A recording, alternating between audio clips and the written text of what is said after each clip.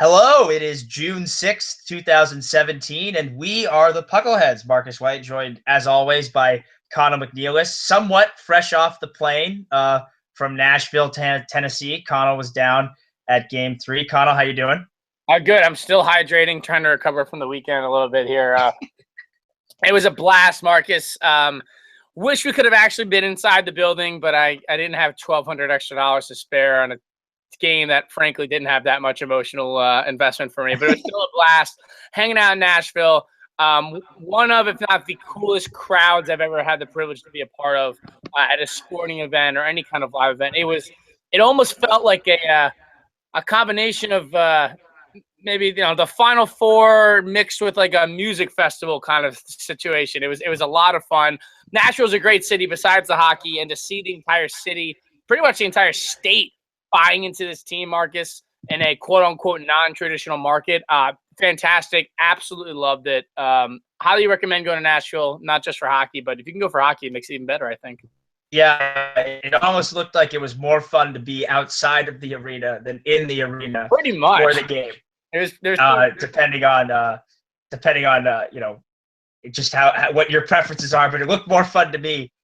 Certainly, definitely a bit of a high this weekend, but unfortunately we've got to, address something that was a bit of a low for us. We learned last week of the passing of one of our friends, Ian Prescott. He came on a show earlier this year, and we discussed the intersection of race and hockey. And, I said this in our post when we paid tribute to him, but, there are so many more important things to remember about him, including how kind and how smart and just, how great of a guy he was. But that was really the best show we've ever done, the most insightful show we've ever done. And that was all thanks to Ian. I became a much smarter and much more knowledgeable person, both about, hockey and also about the world around me because of Ian. And we're gonna miss his insights, but more importantly, we're really gonna miss him as a friend. And I was, really, really sad to learn of his passing last week. Yeah, it hit me pretty hard, I think, out of the blue, and I was pretty emotional there for a couple of days, and reading some tributes to Ian on social media and whatnot. Ian, and I don't say this lightly, and I think Marcus will be able to attest to it. I don't think I would give this out very often. He was truly a special individual, and it was a privilege to get the chance to speak with him, and not just, like you said, more importantly, not just about hockey, but about life. One of the smartest people I've ever had the chance to have a conversation with in my life. And he really was a big part of us. I said, we'll always have a special play. He was a big supporter of Syracuse roller hockey, even though he was a coach of maybe our closest rival. Right. Certainly our closest geographic rival. He was awesome to us, and he treated us so well. And he was a big part of getting us to nationals our senior year. But Ian, going to get a little emotional here, guys, but Ian truly was had so much potential in life and was already reaching that. And I don't think could say a single bad word about a guy, because my favorite part about Ian was his passion and his kindness. He clearly had an ability to reach people in a certain way and connect with a lot of people in a certain way, and be able to address maybe uncomfortable topics, Marcus, in a very clinical and educated way. He was not going to berate anybody for a different opinion, but he's going to try to educate you on it. And I think that's a tragedy of losing a person like Ian. But I think, Marcus, the best way to even honor Ian is to be positive and pursue your passions, because that's clear. Ian combining, teaching, public policy, hockey, cultural affairs, brought all that into his life, and he somehow made it all work, I think, which is truly awesome. So I think I speak for both of us when I say he was someone that we both looked up to very fondly as a role model for us, both on and away from the rink. And I will be going down to his funeral tomorrow in Philadelphia and to pay tribute, and I expect that to be it'll be a sad day, but I think at the same time, it's a real chance to grow as a human being when you could learn from somebody as smart and well-versed and just kind-hearted as Ian. In the long run, I think it's going to make us better people. When I was in Nashville over the weekends, he was one of the first people I thought of, actually, because he would have loved it. That's the kind of place Ian would love. Maybe in a non-traditional market, a place that hockey's grown, and that's Ian. All he ever tried to do was grow hockey and help advance people. I was reading, some tributes some people wrote to him about. He had started. He basically started roller hockey clubs and club hockey at like 3 or 4 different schools. He truly was amazing and an ambassador for hockey, both as a young black man in America and just as a great person. I could go on forever talking about how good he was to us. And it just doesn't make sense sometimes. I wish you could explain why a person like that gets taken from us. But I said the best way to give him tribute would be to keep doing the Puckleheads and, to keep being good to each other. I think that's is a humbling couple days for me, especially when I learned in a hockey locker room that he had passed. I think that was at least somewhat fitting for me. Yeah, I think you hit a nail on the head. The guy had such an interesting intersection of interests, but he found a way to make it all work and make it work naturally. And I think, oftentimes we try and, sometimes we can be a little too pigeonholed with our focuses and not think, okay, we can't really do it all. Ian could do it all. Ian could do it all. He was amazing. He was doing it all. And, you mentioned he started clubs at a bunch of different schools. You want to talk about an excellent ambassador for the sport, not just with roller hockey, but ice hockey. I think, just doing so much to spread the knowledge of the sport and, frankly, to spread it to places where the sport hasn't been as well represented as maybe it should be. He recognized, and he told us a great story about how, he went back and played at one of his home rinks. And there was a little kid who told him oh yeah, I remember seeing when you played in high school. And it was like, hey, someone who looks like me is playing hockey. I can play this sport. And, I think he had a big impact on every life he touched. He certainly would not tell you that he did. He was definitely very humble in that sense. Yeah, but I'm really happy that you're going to go down and get a chance to pay tribute to him tomorrow in Philadelphia, and take part in the outpouring of support both for his family and his fiance. And we wanted to lead the show off and pay tribute to him because even in the short, what did we know him? Maybe 2 years, maybe 3, not much more than that. He had a pretty big impact on our lives, and if we could have 1/10 the impact of the lives of people we are close to in touch that he had, it'll have all been worth it. So yeah, absolutely. So we had to do that, folks. I know it's not something we even wanted to hear last week, but you can't imagine it. But Ian's always going to be, he's always part of this show. He's engraved in memory. And if you haven't, and Marcus put it out last week, if you haven't ever got a chance to watch the show we did with him, as Marcus said, that is easily almost 2 hours, the best work we've done on this show. Of all the fun we have, we had a lot of fun in that show, but as educated as I've ever been and humbled to get a chance to talk with Ian here. But, as Ian would want us to do, he'd want us to keep having some fun with it and talk some hockey. Yes. Marcus, 2-2 series here now. Pittsburgh, defending home ice in their aspects, and then Nashville just seemed to really take it to him at home here, Marcus. What have you seen so far? Are you surprised at how this series is? Or are you surprised maybe it's not even more lopsided than it already at a 2-2 tie here? That would probably be my bigger area of surprise. I think you could definitely look back and think over these first 4 games that, Nashville maybe should be up 3-1 in this. Certainly, I don't think they should have swept. I think game 2, that was a game Pittsburgh really deserved to win. Shot clock be damned. They played, or was that the game they went really long? No, it was game 1. They went really long without the shot, right? Yeah, game 1, I thought they were not played very well.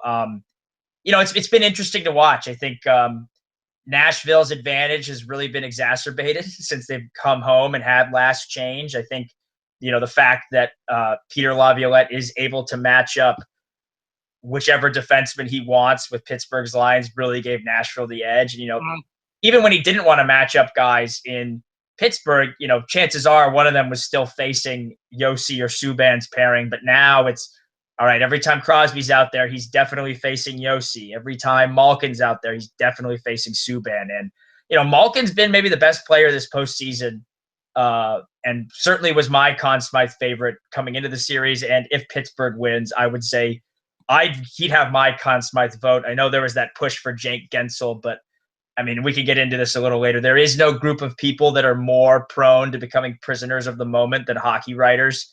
I mean, like, 3 years ago, when is Drew Doughty the best player in the world, or is Jonathan Taves the best player in the world? Just because Crosby wasn't playing past the first round. So yeah, we can.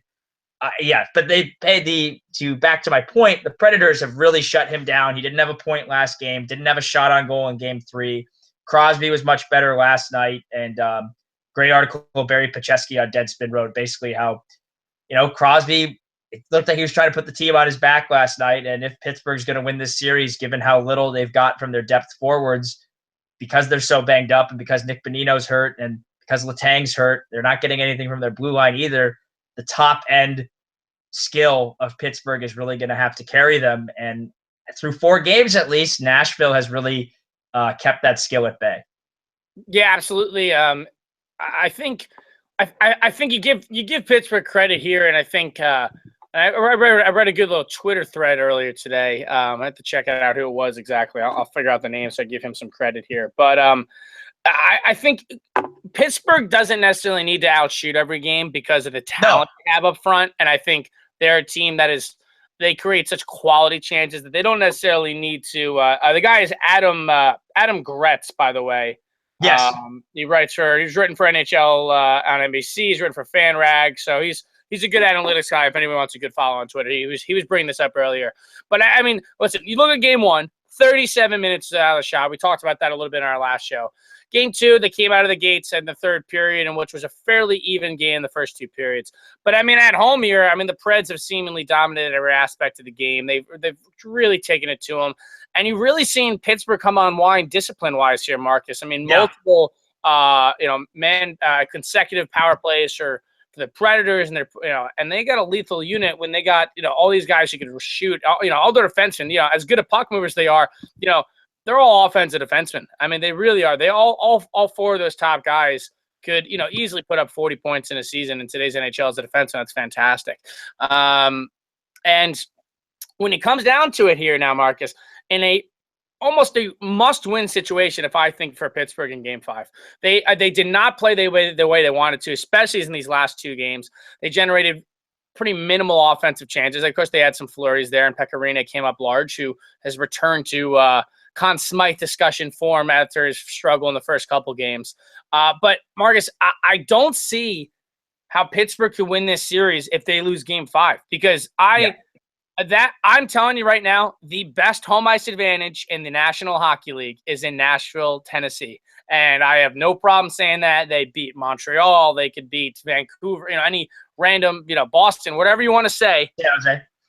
It's the best one I've seen. I've never seen anything like it. It's raucous. They're animated. I couldn't believe how loud those chants were when they were yelling at Murray on Saturday night. So we're in the bar, and they got the broadcast going over the top, and the bar is raucous, and yet I could still hear it through the sound system because it is so loud in the arena. Right. Absolute pandemonium. I don't know if you can't hit the panic button. It's a 2-2 series. Pittsburgh's way too talented. If you're jumping off ship here, Pittsburgh, come on.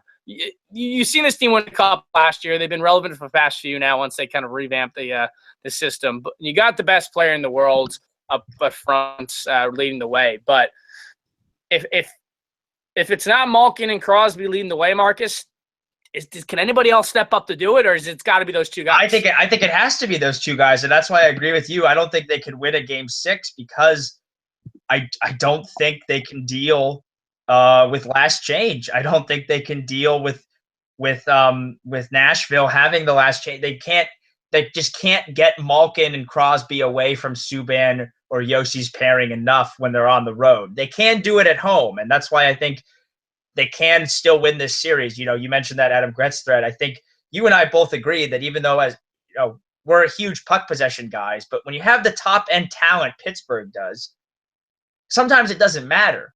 It's when you're a team like Colorado or a team like Toronto when Randy Carlyle was the coach that didn't have that top end talent that was overperforming the results, where you're like, okay, this is a house of cards. This is going to come crashing down here sometime soon. Yeah, I think it's got to be Malkin and Crosby, and Crosby certainly showed signs last night. I think Malkin was better, and I think their power play looked a lot better last night. And I think Nashville still 1 for 16 in the finals here, Marcus. Right. Yeah, and Nashville was smarter and not going to the box as much. But if they go to the box as much as they did the first 2 games in Pittsburgh, the way that power play looked last game, it's going to make them pay. But yeah, I still think, I don't really believe in momentum. I don't think it's a real thing outside of the concept in physics, which is a real thing. But I agree. I cannot see Pittsburgh winning a game on the road. I just think, given how shorthanded they are and given the lack of depth, I just can't see it. If Nick Bonino was healthy and you could run Nick Bonino against the Yannick Weber, Matt Irwin pairing, absolutely, I think that could be an advantage for Pittsburgh, even on the road. But they're just, they're all just almost too banged up. Yeah. I mean, at this point, and it's remarkable in their own right to show you how much talent they got and how good of a team has been put together when they don't have a Nick Bonino. Mike Sullivan is. Yeah, he's a phenomenal coach. I'm reading a quote of his right now about defensive transition to score. The guy just gets it. I think he should probably win Conn Smythe. I think he's been that, Conn Smythe. Excuse me, Jack Adams. That's what they could give MVP to the coach. Why not?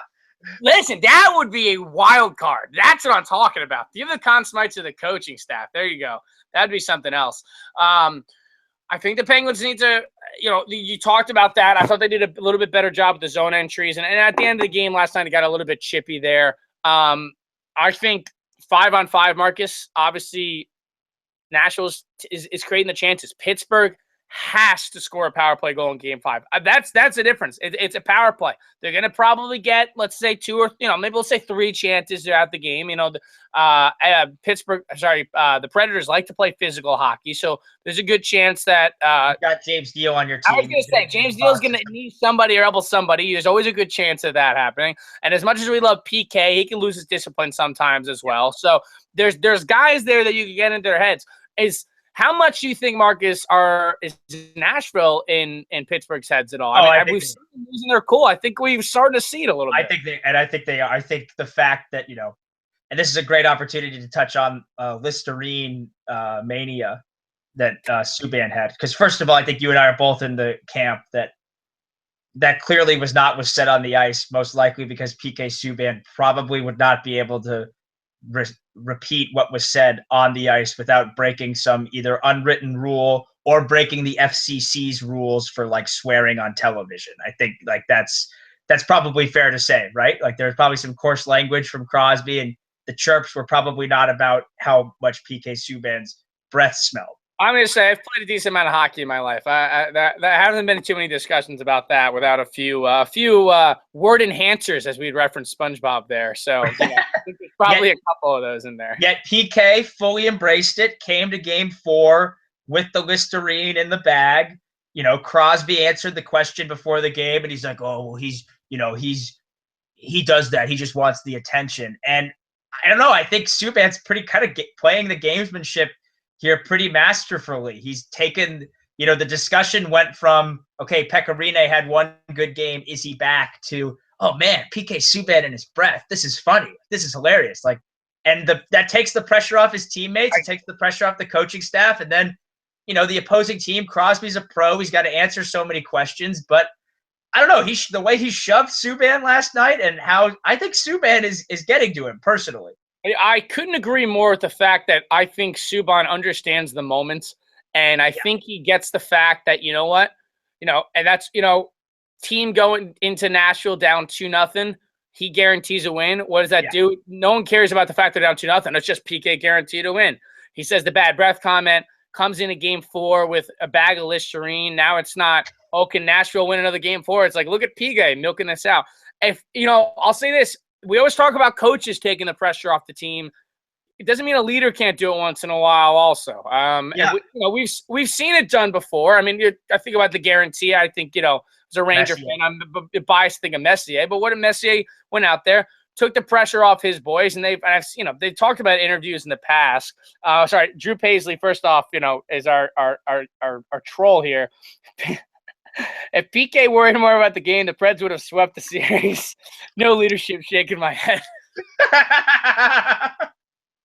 He's right. No, he's right. I mean, you can't he's right. If they had Shea Weber, they'd be 16-0 this season. That's right. That's right. Well, listen, I think I think of coaches taking pressure off teams. Whether it's I remember Bruce Boudreau talking about the crowd at Madison Square Garden.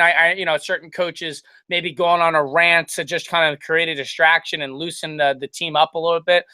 Listen, there's different ways to be a leader, Marcus. Not everybody needs to be stoic and quiet and some guys like to show it by example. Sometimes maybe a little more vocal. Maybe they like to keep it in the room. But, sometimes challenging your team outside and to the outside world, it's like, boys, they're all doubting us here and put the pressure on us. We're going to win this game and all that. I think it's a different variation of leadership. Maybe it's not the most common, and maybe some people aren't used to it or to an extent. But I think it's a different way. And you know what? They won a couple games here at home. It's a best of 3 series at this point. And I think PK's helped lead the way. I mean, defensively, he's been a standout. He's been absolutely remarkable as far as driving the play and whatnot. What'd you say? Corsi 4 is what? Is it north of 60? It's something like 60% this series. Like when PK Subban's on the ice, the Predators attempt 60% of the shots, which is, a good player is at like 53 or 54. Yeah, if you're north of 50, it's great. You're a good player. If you're pushing 60, you're phenomenal. I mean, and he's been a Corsi 4 guy throughout his career, but this is just fantastic play. And he's backing up the talk. And I think you made a great point by calling it leadership. And I think, yes, we blow smoke up his butt a lot because we like him and we think he's a good player. And, we're not fans of the narratives that have emerged about him at times. But no, I agree with that. And I think, just like Messier showed leadership in that, Rangers series by guaranteeing the win and taking the pressure off his team. A good leader does that. A good leader knows, when to pick their spots. And I think, I think it doesn't seem like he's in Malkin's head because I don't think much gets to Malkin. And once they had that hug fight thing in game 2, I think that kind of just all tension kind of went away. But certainly the way Crosby's reacted to him, I think you've got to say that Subban's in his head a little bit. And that's not to say Crosby's played poorly. Crosby scored a beautiful goal last night. It was maybe the Penguins' best player, but I still think it's unbelievable. I think it's in Pittsburgh's head a little bit. And it's going to make a really interesting game 5. I agree with you. I don't think it swings the series if Pittsburgh wins, but I think it swings the series if Nashville wins. It's going to be a lot tougher, but at the same time, you talk about momentum.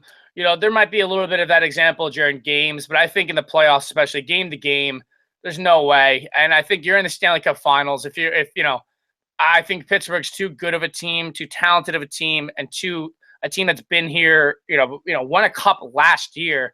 On the road too. They won 2 road games on the road. There's no reason they couldn't. They can't get themselves together here. I think it's just refocus.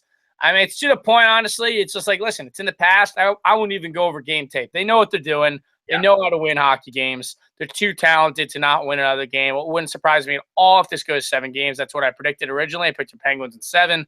But it's going to be a big game for them. I feel much more comfortable saying the Predators could steal a game on the road than the Penguins could in Nashville, just as the series has gone so far. And now if Sidney Crosby decides, all right, boys, I'm putting in a hat trick in game 6 and we're going to win in Nashville, wouldn't surprise me at all. But it's a tough one. It's a tough one.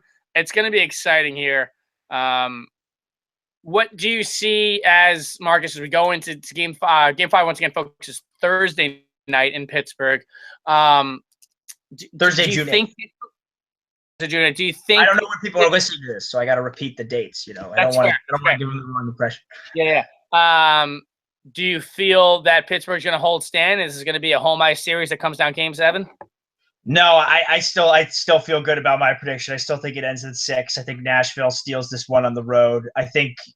I do think though there's a very good. I don't feel much better than saying that's a 52-48 or a 51-49. Just a little more than a coin flip, basically. Tomorrow night, I think if you're Pittsburgh, you maybe are a little bit concerned with with Matt Murray's play. He hasn't been great this series, but is there any way possible that Marc-Andre Fleury comes back? I'm sorry, and I only brought up Murray so we can address this. It's just so ridiculous. I mean, I'm sorry, Murray is I'll say it. I don't know that I don't watch Pittsburgh as much, and I certainly respect the opinions of people who do watch Pittsburgh more. But I don't think you can say that Marc-Andre Fleury is a better goalie than Matt Murray. I don't think you can say that. Their career save percentages, Murray's is 10 points higher. Their playoff career save percentages, Murray's is 17 points higher. Like, I don't know. These calls to go back to Fleury while he's been great are a little baffling. You know, maybe excuse me. Maybe they shortened the leash a little too soon for Marc-Andre Fleury, but I don't know. I think Murray is, you know, he wasn't great last night, but I don't think Pittsburgh really gave him much help either. You know, only scoring 1 goal. And, you know, he did the same thing last year in the Stanley Cup Final against the Sharks. He had a couple duds, but he bounced back after every quote-unquote bad game. You know, he had a bad game in game 3, came back game 4. Sharks, I don't think the Sharks scored. Game 5, the Sharks won. Game 6, you know, they win the Penguins won the Stanley Cup. So I wouldn't be worried about Matt Murray if I was Pittsburgh at all. I don't think it would be smart to go back to Marc-Andre Fleury. No. Do you? Is there any chance they go back to him in your eyes?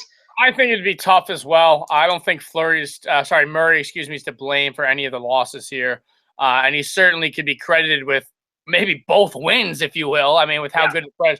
So that's the other thing. He won them those 2 games. Like, essentially, was their best. He was pretty much their best player in the first 2 games. So I think it'd be tough. I know it's been thrown out there because everyone's gonna have their hot takes and create some controversy, and that's what journalism. You know, that's the fun part. You got to debate a few things. That's not necessarily journalism. That's that's why I stopped myself from saying journalism there for a second. Good I was like, that's not the right word here. Shut your channel.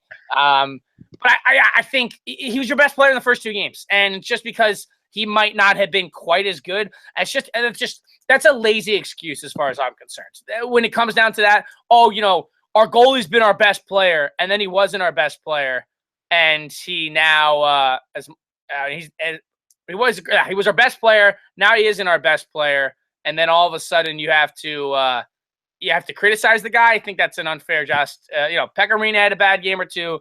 Matt Murray wasn't nearly as bad as Pekka Rinne was in game 1. I mean, it's not even a debate. So,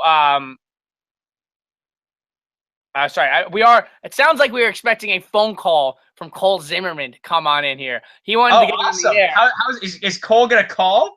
I just told him that I wasn't sure. I was trying to text you, but I was interacting on Twitter too. I think he's going to call me, and I'm going to put him on speakerphone. Do you want? I mean, I could keep coordinating because I could always invite him too on the Google Hangout and invite his Gmail. Yeah. Okay. I'd love to get his Pittsburgh insight. What he's or text Marcus your or just one of the 2. We can invite you in. This is how it works, folks. This is the you know, for people not watching live, which is nobody currently, so anybody who's watching this is going to watch this later on. This is how we got our 75 followers on Twitter by doing these kind of stunts mid-show. Why we need an intern, damn it. Come on, where's the summer intern? Yeah. Whose job was that? What's Kieran up to? Yeah, exactly. Yeah, hire my brother as a summer intern. That'd actually be a pretty funny little resume. Not bad. Yeah, I mean, listen, we could be his 2 references. He can't go farther than that, but I mean, it is. I'm with you. Can't blame the goalie. You know, Predators they'd probably have a bigger goalie controversy. You know, after the first 2 games, you can almost already make that argument. But I think it's going to be exciting. I kind of wanted to go 7 games, but at the same time, I'd love to see if Nashville is going to win. I'd like to see them to do it at home because I think it'd be fun. But if Pittsburgh scores a power play goal, I think they'll win the game. I'll say that. If they could score, if they could break through on 1, if they could break through on 2, forget it. But if they're going to try to beat the Predators 5-on-5, I don't know if they could do it. I think that's the big controversy here. I'm waiting to see if Cole's going to text you, Marcus, or he's going to call me. We're kind of waiting that. I told him if he had questions, you could tweet it. He said he had very strong comments to make. So yes, I love it. No, I want his hot takes. I want his Penguins opinions because I think we can have a good Fleury Murray discussion, especially because he's a good guy. I'm curious, is it because Fleury's won the cup that they're willing to go to him? Because I don't know, statistically, Murray stops more shots, a higher percentage of shots than Fleury does. While we're waiting for him, though, we should maybe do a little Conn Smythe projection here. Let's go through our top 3 Conn Smythe candidates. I like that. I'll start. I think, even though he hasn't scored in Nashville, I still think Evgeny Malkin would be my top choice for the Conn Smythe. I think he's been the best player throughout the postseason. I think I was looking at it before this series. Before the series went back to Nashville, he had something like he had a point, at least 1 point in like all but 4 of the games he's played this postseason, and then like the amount of multi-point games, especially like 3 or 4 point games he's had. I think he's been far and away the best player this postseason. I really do. So he would be my top favorite for the Conn Smythe. Yeah, I think he's right up there. I think it's a coin toss between who I think are the 2 best players in these teams, which is Evgeny Malkin, and Pekka Rinne is probably right there. Still has a .932 save percentage in these playoffs. He's been absolutely fantastic. I think a 1.88 goals against average, if I'm gonna do that correctly here. But he's been absolutely remarkable. And the reason why I think they've been able to, .932 save percentage, 1.88 goals against. He's got 2 shutouts here. He's been phenomenal. He's been plain and simple phenomenal. I think, and then if you were going to go one maybe X factor outside of those 2, who I would be the obvious choices here. All right, Marcus, are you ready here? Did Cole text you? Because I got a phone call for him right now. Are you muted? Get him on. Let's do it. All right, Cole Zimmerman is live on the Puckleheads. Cole, Marcus, can you hear Cole? Cole, speak. Cole, speak. Boys, how are we? Yeah, we hear. Cole, doing very well. Sorry for the lo-fi time. We were gonna try and get you on via your Gmail, which we'll have to do for our next Stanley Cup Final show. Cole, huge Pens fan, co-host with us our last year doing the show at Syracuse. I think this is his first time on the show in over a year. It's good to have him back. So Cole, come right out of the gate with your he just hung up on me. I don't know what the hell happened to him. Oh, he just hung up. Okay, that's how upset he is. That's how upset he is with us. Conall, figure that out. Get his Gmail address and see if we could get him on that way, or just put his mic back, put his phone back up, and we'll introduce that. Yeah, I think he's going to be a fun addition here. Yeah, I think it's Rinne or Malkin. Who were you saying was your dark horse? I mean, at this point, we talked about it before the show. I think the 2 dark horses would have to be either Roman Josi or Jake Gensel. I think those could probably be the 2 guys you could flirt with those names, but I still think Malkin and Rinne are in a league of their own right now. And then unless these in the next 3 games here, both of these guys put up like 6 points apiece. Right. You know what I mean? Or overtime winning goal, something crazy. Gensel has a hat trick, or Roman Josi puts up a 4-assist game and just plays 33 minutes in an overtime win or something like that. I don't see how it is. I think it'll depend on who's winning. Although, Malkin's got to help the stock a little bit here. He hasn't been necessarily great in this series as he has necessarily been or at least in the last 2 games here. So I think he's got to get himself back into it here. Let me text Cole here. I'm texting him too. All right, cool. Yeah, I personally think Subban should be considered a little higher than Josi. Again, bias aside, I think Subban's been the better defenseman. Josi exploded for some offense in Game 3, but I think we got Cole coming back in now here. All right, we do. So yeah, I had some technical difficulties with my Bluetooth. Okay, so good. Cole, we were just saying that first time back on the show in a while, so no better way to come back on than with your piping hot Stanley Cup Final takes. Give us, what are you seeing? What are you noticing? Give us everything. We have some hot takes coming through for sure. All right, go ahead. The floor is yours. The floor is yours. First of all, I'd just like to say, if you're tuned in, that you are listening to the premier hockey talk here in the United States, the Puckleheads. So congratulations to yourself. That's a great point. It's a good start. All righty. Here's the thing, boys. Hockey is in a dark, dark place. And here's why. When the game of hockey is less important than the crowd chants and the catfish and the things being thrown on the ice and the country singers singing the anthem, who, by the way, have been doing an awful job as of late. Oh, God. Whoever that dirt guy yesterday was, and especially the girl in Game 3, Martina McBride, she butchered my national anthem, and I'm not happy about it. Okay. Now, when that becomes more important than the game of hockey and the players and the analysis of the game itself, because even during the intermissions, we don't even get game analysis anymore. We get Carrie Underwood, who, by the way, you may not know, is married to Mike Fisher. I had no idea. All right? That's I didn't know that. In this game. We need to see the hockey game. Boys, come on, right? All right. Cole, I agree with you up to a point. I think this comes in general from hockey and the NHL and like the sports producers, just general insecurity about the sport. They don't think the sport is enough to show, so they have to showcase the celebrities and all that. I think the fan involvement with the catfish, I think you see that every time, you know, whenever Detroit's there, they talk about the octopus. But I think the celebrity thing is more just a league. I don't know if it's the league office or if it's NBC. It's thirst from somewhere for attention because they think for whatever reason their sport isn't good enough, even though I agree with you that just talking about the game would be good enough. Yeah, I think it also just has to do with the market, like the sex appeal of having all the country stars living in the area. I'll say this, I can relate to a little bit, it gets a little bit much when I think about at the Ranger games when they made their runs like in 14, all the celebrities that are there, they constantly showing them and how everybody, you know, Johnny Mac and all that crew. But that's my point. They do it every time. Every time. I feel like they do it a lot. I think that, you know, I think it's probably thrown a little bit more only because it's the music city. It's like the country music, you know, it's the capital of the music in America, if you will. So I think it's probably being overdone a little bit, especially. But I think that's just a marketing ploy more than anything else. I think it's, you know, Game 4 was the most watched Game 4 in Stanley Cup history, according to the NBC rating system. So, I mean, they're doing something right. Most watched on cable, you mean, right? Yes, correct. Okay.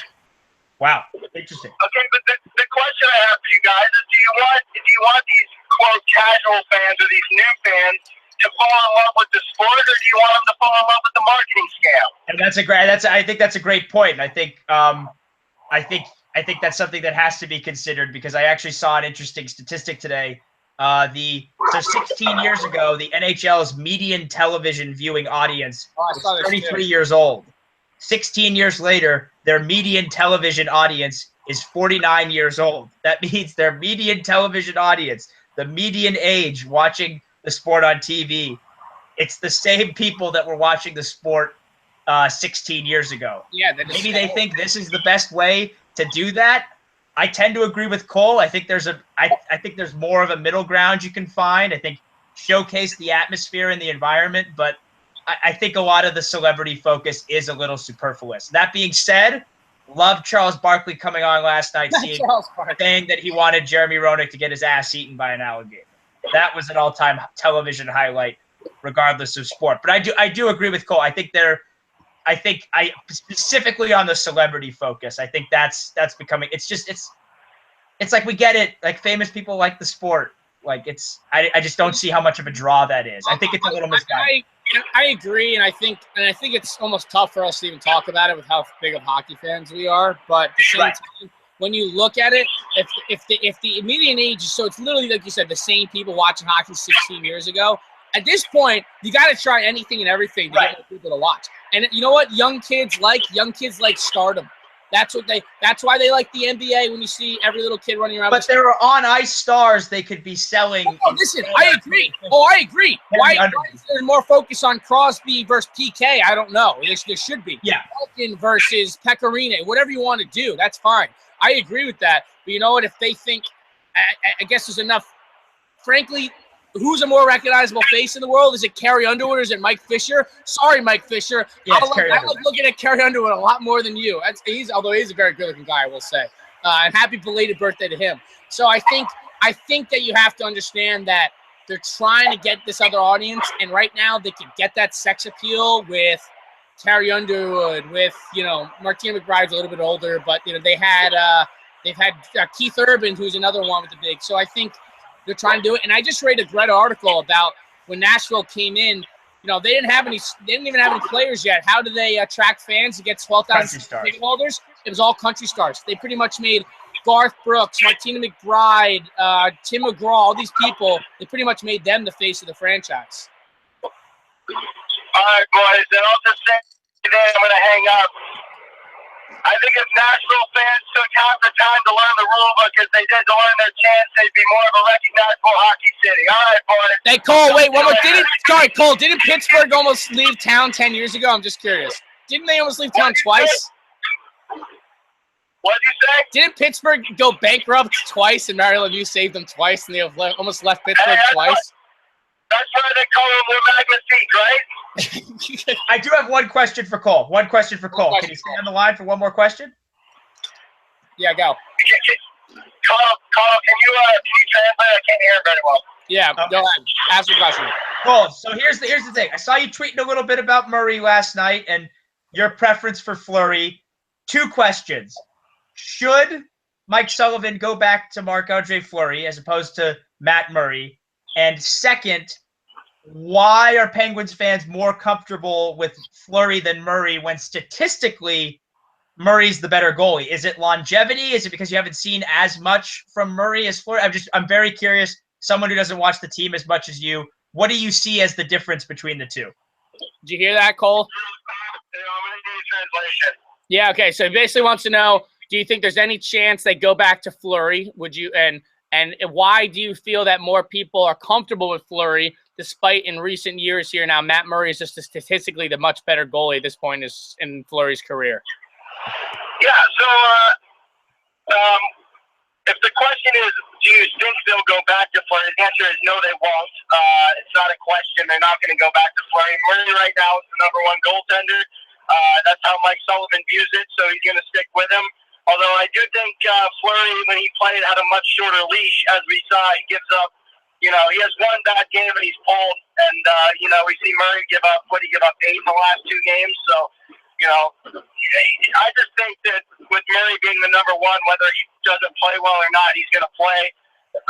I think the reason people are more comfortable with Fleury is Murray is very solid. He has a lot of solid aspects about his game, but if you haven't noticed, his glove hand is a little bit soft, and he often gets handcuffed. We'll just put it this way: Murray makes crazy good saves, but then some of the goals he lets in, you would think that a normal goaltender should make. Although a lot of the saves he makes, you don't think a goalie should make. So I think it's this weird, almost level of consistently stopping harder pucks. I don't know that's just how Pittsburgh fans view it, I feel like. I just think it's a love for Fleury. I mean, he's done so much for the city, and people just don't want to let that go. They think, Fleury, he won us the cup in 2009, he brought us there in 2008, and some say he almost took us to this cup as well, due to, Murray being injured at the beginning, and even last year, Murray, just came in the playoffs pretty much. So I think another thing might be not trusting Murray in a bigger load, because he hasn't had a big load through his career. Even through this season, Fleury played, probably 40% of the games in the regular season. So I think it's just, a combination of all of that. Awesome. Well, appreciate the time, Cole. We definitely want to have you on shortly, and then we're probably going to do another show after the Cup Final. We'd love to have you on. So let us know if you can do that. Yeah, I'd probably be down depending on the outcome. Okay, we'll give you some time depending on the outcome, but always a pleasure to have you on. Thank you for the insight. All right, Cole. We'll see you later, boss. All right, boys. Great to talk to you. Later. Great to talk to you, Cole. Hey, I appreciate that insight, Fleury and Murray. I think that that makes sense, and I think it's interesting that I've seen Sharks fans do that with goalies. Antti Niemi comes to San Jose. Statistically was the better goalie than his backups, but he let in some quote unquote soft goals. And I think when you're a goaltender and you're not necessarily visually appealing, because I would say Fleury probably plays a more visually appealing style than Murray. Would you say that's fair? He's maybe not as big as. I think Fleury's probably a better athlete. I think that helps him too. He's very agile in the net. He's very quick. I think Fleury can make a save when he's out of position, maybe a little bit more than Murray. But Murray is, still a young guy working fundamentally on his positioning. I think he's got time to roll into that. And Murray hopefully is going to be your next goalie for at least maybe the next 10 years here too. I think there's some reliability you're trying to create out of Murray right now. He pretty much won you to help win the cup last year. No reason he can't do it again. And frankly, I'd find a very hard time believing that Marc-Andre Fleury is even going to be on this team next year. So I think it's if you haven't bought into the Murray bandwagon already, Penguins fans, you're going to pretty much have no choice come the next year here. So he's your guy. He's been great, like you said. First 2 games he won them. Last 2 games, I don't think he did anything to lose the game for you.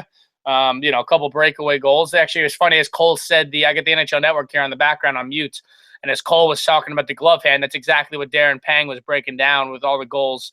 And they think a lot has to do with the and the today's NHL. It's not very common, but the Predators have a pretty right-handed dominated team coming in.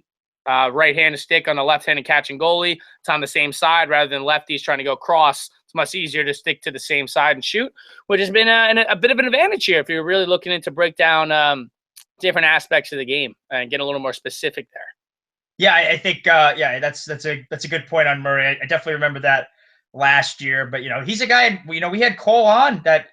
That last year we were at Syracuse. I remember we talked about Matt Murray a lot before he got called up. This is a guy who was just flat out dominant in the AHL, like 930, 950 save percentage every single season.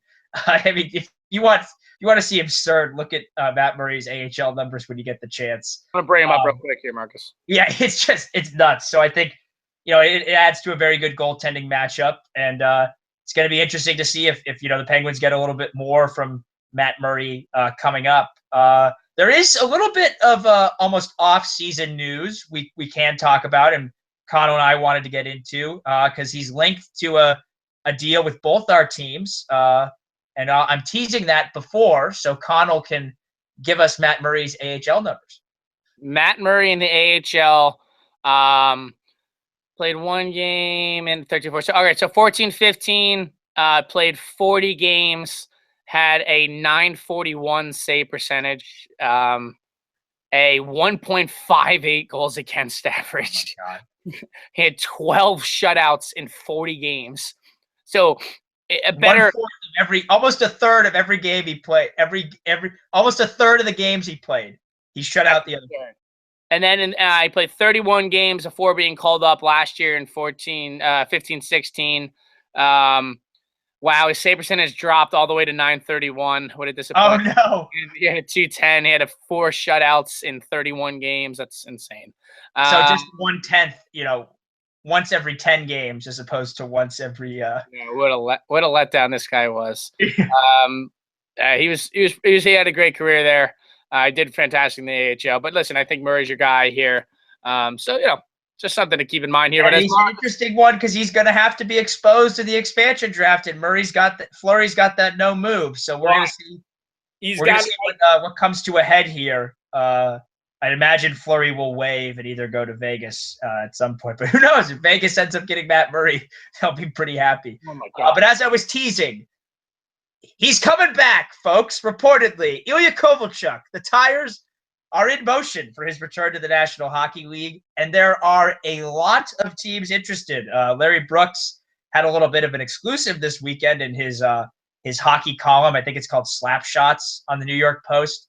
Yep. Dropped that the New York Rangers, the Toronto Maple Leafs, and the San Jose Sharks among the teams interested in Ilya Kovalchuk, as well as the St. Louis Blues with Marty Brodeur there. The key being that every team that was interested in Kovalchuk has connections to the New Jersey Devils when he played there, other than really the Rangers, just the proximity of the Rangers. And then it comes out yesterday, Elliot Friedman was on the NHL Network. He reported that the interest in Kovalchuk goes, quote, a lot deeper, unquote, than just what was reported by Brooks. It sounds like there's a lot of teams interested. It subsequently comes out that John Tortorella, of all people, Torts in Columbus are interested in Kovalchuk, which, I mean, if you're going to replace Sam Gagne's minutes with someone, Kovalchuk certainly makes a lot of sense. A lot of sense that way, as a power play specialist, and he can slide into your top 6. What do you make of these rumors about these teams interested in Kovalchuk? Of the teams reported, what do you think's the best fit? And do you think he ultimately comes back this season? I think the only way he doesn't come back if he decides he absolutely cannot miss the Olympics next year, Marcus. I know that is a bit of an issue for him and a lot of national pride, and nothing wrong with that at all. That seems to be the only potential, I'll say, rope around him that could be pulling him back to Russia there. I think it's exciting, and I think every team in the league is probably at least kicking the tires and just seeing what it would be worth here, Marcus. I think there's Shiro's got a decent amount of leverage with the Devils, but not as much as you might think, because if Kovalchuk waits till next year when he turns 35, he's a free agent. So it's basically, it's going to be pretty much, someone's going to sign him to a one-year deal. So, if Kovalchuk says, screw it, I'll just wait a year, play in the Olympics, and then I'll come back next year and maybe play 2 or 3 more years in the NHL before I call it quits. He's allowed to do that. So I guess it depends on the offer, Marcus. I think you look at a couple teams here that would really benefit from him. Let's start with the San Jose Sharks. I think that's a good fit for them. And once again, a right-handed shooting guy who could play the point on the power play has got a team everything needs. I think you'd fit in well with San Jose. They have a veteran mix there, but I can really see him fitting in with one of the younger teams. I think Toronto or Columbus both would make a lot of sense. I know they're busy doing other things. I think Nashville would make a ton of sense for Ilya Kovalchuk. If he wants to come back and win a Stanley Cup, he could go to Nashville. He could be on the power play. He's going to be with a plethora of young playmaking talent. And Lavi's coached a lot against him, having coached. Lavi knows. Lavi's very familiar with him, I'm sure, being with the Eastern Conference, both with Carolina. He was with when Colby was in the Atlanta. Right, he was in Atlanta. And then he was with Philadelphia. Colby comes to the Devils, same division. He knows him well. That would make a lot of sense. I also think they could probably use one more pure goal scorer, Nashville. Especially considering they're probably going to lose Colin Wilson or Yarn. Exactly. They're going to lose somebody here. They're probably going to lose 1 or 2 guys here, either to the draft or the free agency and whatnot. I think there's a lot of potential there. St. Louis, I get with the Devils. That one doesn't make as much sense to me. I think St. Louis, good for them. They did a good transition here. They're still young. I don't think the Rangers it makes sense in the sense that he wants to stay in New York. I have a tough time imagining the Devils and Rangers making a trade. I really do. It's just something that I think people are stubborn about. I don't think there should be a reason they shouldn't be able to do it, especially given the Rangers are trying to extend their window maybe another year or 2 while the Devils have a ways to go. So I think he will get moved. I don't think it makes sense for the Devils to hold on to him unless they held on to him to the deadline, in which case, how much are you going to get? Yeah, and if he wanted to come back and play for them and they wanted to have him back, I think they could certainly use him. They could certainly use him, but I still think the Devils need to build more for the future. I think you're looking at a trade that will involve a mid-tier prospect, Marcus. I don't think it's going to be over the top, once again, given the circumstances if Kovalchuk just came in a year later. Something like a mid-tier prospect and a 3rd-round pick for Kovalchuk, I think that could be reasonable. But maybe someone overpays. Marcus, if what it sounds like with how the expansion draft's going to work as far as teams potentially bribing Vegas to take on picks, if Vegas stacks up a couple 2nd-round picks and then they flip them for Kovalchuk to have maybe a good star for a year, they signed 2 of those 2 guys. They just signed 2 guys from the KHL. Yeah, they're building up some Russian prospect tool to begin with. Not out of the realm. I really think a younger team in which Kovalchuk could win is where he wants to go. And that aspects, I don't know if I would go to Columbus if I were him. The ones that really jump out to me, Toronto. I think San Jose, just because of how they've handled it with Peter DeBoer, I think that's a comfort zone for him. And I know it's not being talked about at all, but if somehow Nashville figures it out, I think that makes so much sense. Yeah, I think San Jose is interesting. I think, it's been reported Patrick Marleau wants a 3-year deal. And if it comes down to, a 3-year deal for Ilya Patrick Marleau wants a 3-year deal? 3-year deal. Comes down to a 3-year deal for Ilya Kovalchuk. I don't even think he'd want that. I think he'd want a Radulov type 1-year prove it deal and then see how much he can get paid next summer. But if it came down to Marleau or Kovalchuk and they're at a similar price, I think, as much as I love Patrick Marleau, as much as he's been, one of the key guys in San Jose, I think you got to go with Kovalchuk. And if you can get both, I think it makes a lot of sense for San Jose from a short-term perspective. if they want to keep the window open for another couple years while they still have some of these young guys and they still have the flexibility with the salary cap, I think it makes a lot of sense. They're strapped for picks, so it's going to be very hard That's a tough part. to trade for him with a draft pick, but it could be a possibility with maybe a mid-tier prospect. I like that you bring up Nashville. I think they'd be a really interesting fit. They got a lot of cap flexibility, and I think he'd fit in very, very well there. They could definitely use another scorer, especially, we've seen. I don't think it would not be smart to rely on Freddie Gaudreau to keep scoring the way he's scoring this postseason. And I think David Poile is smart enough where if the opportunity's there, he's going to take a big swing, and that'd be another very big swing. But he's become a proven, before he went to the KHL, he's a proven two-way player. He's one of the 10 best players in the league, and he's easily the best player currently not playing in the National Hockey League this past season. He's definitely. Yeah. So, and I think he'd be a fit anywhere. I think Florida, they've got a lot of cap issues, but I think Florida's been kicking the tires a little bit too. He said he'd be happy to go down there. So, Florida or Tampa actually both make sense. Tampa's got a little less flexibility than Florida does. But we've seen Yzerman be able to pull off those moves in the past here. Right. And I think he'd be a good fit there. Toronto makes a ton of sense, especially if they're going to, that way you maybe dangle a JVR for a defenseman.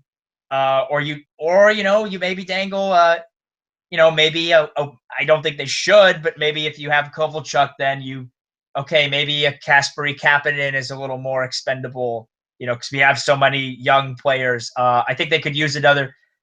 He'd be a great fit there. I think he'd be a good fit on the Rangers too. I think they can use the scoring. I don't know if that trade happens. Yeah. I think that's a great point and a great concern because it is so rare for those teams to trade within the division. I think too, I don't know if he wants to come to California. I think a team like Anaheim would make some sense. I know they're a little older, but they really in the postseason, once Raquel went down, they really had some scoring struggles, and I think he'd make their top six very formidable. You mentioned Nashville too. He'd help their power play out, which as much talent as they have on their power play, they look atrocious at times. I'm trying to think of more outside the box. I don't know if he wants to go there, but I mean, I'm now just smiling, imagining. Well, I'm gonna, fear it, of course, next year. But if Edmonton trades Jordan Eberle, Ilya Kovalchuk playing alongside Connor McDavid, that sounds. Hey, I'm gonna say this right now. Here's my bold prediction next year. If Kovalchuk is on a line with Connor McDavid, Kovalchuk scores 45 goals. Yeah. North. No less than 30. No less than 40 would be a disappointment at that point. Yeah. I could put in 10 goals playing with. Well, I speak from experience. Danny Heatley came off, 2 50-goal seasons like 3 years before he was with the Sharks.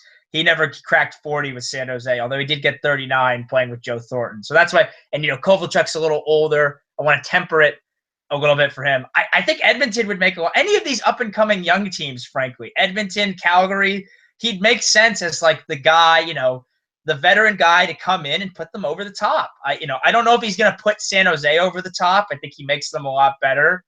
But I think he puts a team like Anaheim or a team like Edmonton over the top, a team that, was in the second round or later, or Calgary that's up and coming. I'm trying to think of teams in the East really other than Toronto. Pittsburgh's going to have a lot of tough decisions, but they're going to try and explore every possible way to get in on this. Philadelphia, I don't think makes a ton of sense for him. I think they're just so cap strapped, and that's that's ultimately what I think is going to prevent him from going to Columbus. Is just they are so I don't know how that works cap strapped. But yeah, if I have a bold prediction, I think he ends up in Toronto. I think Lou brings him back. I like that. I think that's easily possible. I think they're right up there. Yeah, Toronto makes sense. And I think he can handle the pressure. Someone might say, "Oh, he's only played in Atlanta and New Jersey." Like the dude's a stud. Like he's gonna come back and probably be one of the top 30 players in the league next year. Puts up 50 to 60 points, no problem. Yeah, I think he's right there.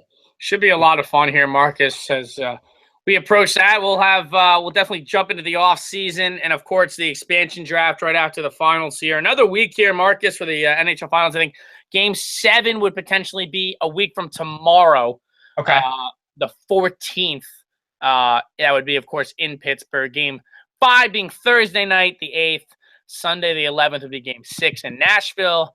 And a potential Game 7 of the Stanley Cup Finals would be next Wednesday in Pittsburgh, Pennsylvania. Marcus, a best-of-3 series to come.